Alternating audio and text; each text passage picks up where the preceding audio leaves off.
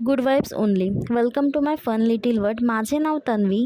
आज आहे रक्षाबंधन आणि माझा भाऊ मुंबईला असतो, सो मी त्याला मिस करते. सर्वात आधी देवाला राखी बांधली आणि आज सॅटर्डे असल्यामुळे ऑफिसला सुट्टी. आजचा दिवस सगळा निवांत होता.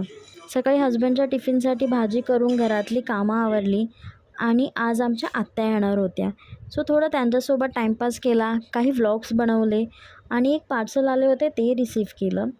मी मागवलं होतं फोन स्टँड. सकाळी सगळा स्वयंपाक झाला होता, तर मला रात्री एवढं काही करायचं नव्हतं, फक्त चपात्या करायच्या होत्या.